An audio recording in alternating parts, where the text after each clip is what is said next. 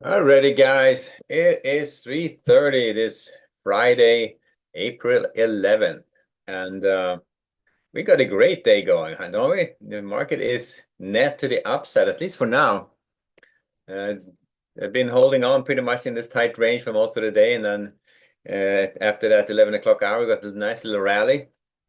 Took out the initial balance high, popped it, reverse retested it. A nice little spike there. I mean, at this point, remember in the last update, we talked about in the 130 update, we talked about the potential long entry against the initial balance for rotations back up, or if that didn't happen, the rotation back to the mean.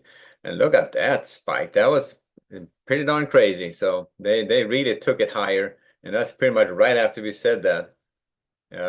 Now, what could have been a piece of news causing this or something else, but that was a pretty violent rally. If you try to get short on this one on the way up, that would have been an ugly scenario. I would have been basically trying to get short against that habit for a rotation back down again. Stock should have been outside that rotation at the time, and it would have been just flat out stopped out. So that would have been the reverse retest kind of a trade looking for rotation back to the mean. And I was not expecting a move like that. And after that, the question was, is this just a one-off or what's going on? And they've been pretty much been holding on to the range, kind of holding here at above that 5380s. So as long as they do that, I'm going to start off on the long side and see if they can extend this going into the overnight. Now we are still in a pretty darn volatile situation. So by any means, anything can happen, especially over the weekend. But we have taken out that 5300 level. The 5380s we're talking about, that was an intermediate level. This level, we talked about that one throughout in the morning. That was the upper edge. And then when that came out, leaning in on the long side was kind of the plan. And so far that is working.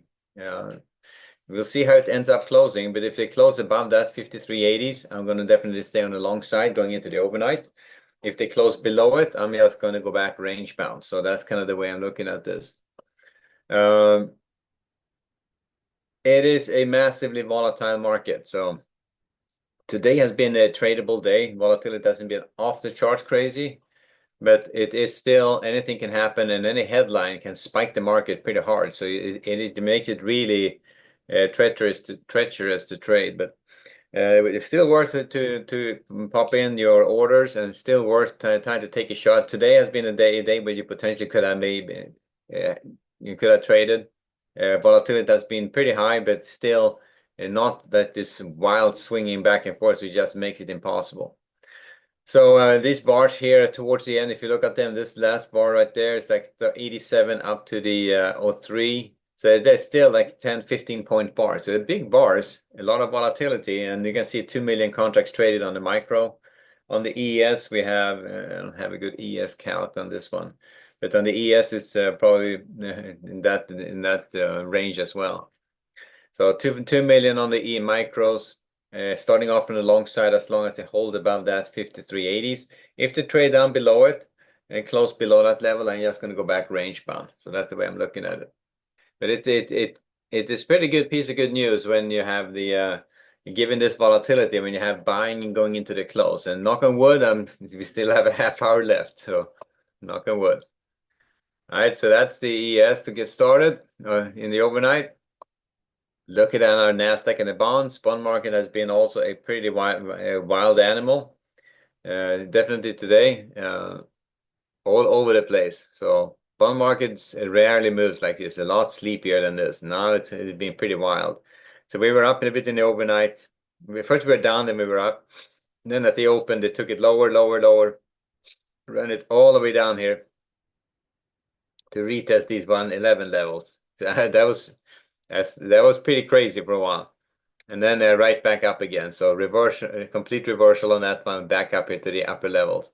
So I'm going to start off range bound. If they close above the 25s, I'm going to look for a potential retracement trading overnight if they close above it. If they don't, I'm going to start off range bound. If they start trading below that 113 level, I'm going to hop on the short side again. So at this point, it feels very much like it could have been a little shakeout move going on here on the bonds, a retest, failure at that lower level. If that's the case, we probably can trade back up to this attractory at the 114 level. If not, we might probably see weakness going into Sunday, Monday's trading. On the Nasdaq, also pretty good. Right up here against that this upper levels. So same story there. And as they start taking out these areas, the 18,800s, if they close above it, I'm going to stay on the long side. They're trading up towards this little attractor area on the Nasdaq, up to the 18,900s. And if they hold here, if they hold above this area, the 18,800s, I'm going to start off from the long side, looking for a move to the upside. If they trade down below the 800s, I'm going to go back range bound and look for range bound trading in that same prior range. At this point, going into the overnight, if we closing out on a Friday on an up note, that would be pretty good, especially given the volatility we have been looking at. That means that there's net buying going on, bargain hunting is happening. People are stepping in and picking up these bargains as they are out there. And then finally, oil and gold. The only trade I took today was on gold, and that was early on this morning. I showed you that, I believe. That was early on this morning. And since then, I scrolled back. Okay, so this was the trade early on this morning. This was when they really started popping here to the upside early on in B period. It looks like they were in the absolute explode to the upside, but given this run we had in the overnight, I wasn't buying that run for any at all, especially when they got the big rundown like that. So that I took the shot for a retest of this level. When it starts trading higher, I hopped on a short trade. I had my stop was outside that upper rotation at 63. Nice little one and done trade. That trade right down there. It was like 111 points on gold. That's a pretty big move. Anyway, so I got out at the Tablet, and that was a one and done type of a day. Like that, that's the best kind of a trade you can get. And since then, I haven't been pushing it. So one and done kind of a day, and I'll take it and go back and do some other stuff. Sometimes you will get it's kind of worth pushing the envelope, but it's still pretty volatile out there. So it was worth just pocketing the profit and leaving it at that. Overall, though, looking at the long side of the market, we have not retraced a whole lot. The 32.28 held. So at the early on this morning, so these two support areas were the one I was keying in on for a potential retracement trade so far. That did not happen. So starting off range bound with a bias to the upside on gold. Let's see what it looks like going into Sunday, Monday. But, if this starts trading below that 32.20s, I would start looking for that retracement trade. Otherwise, stay on the long side. All right.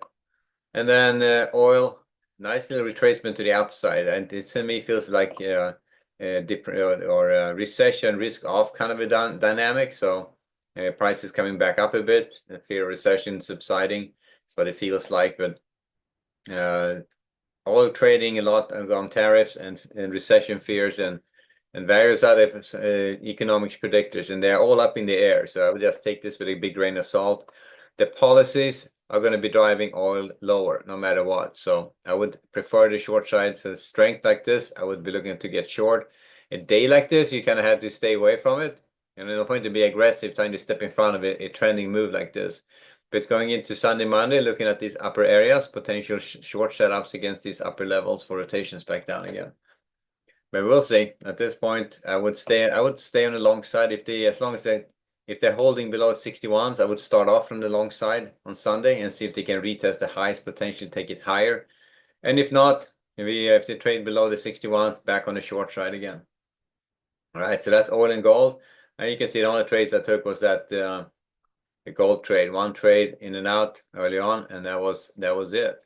So one trade on gold up 111, and that's about it for me today. I'll leave it there for now, guys, and I'll see you guys back in early on Monday. You have a great weekend. All right, guys, later.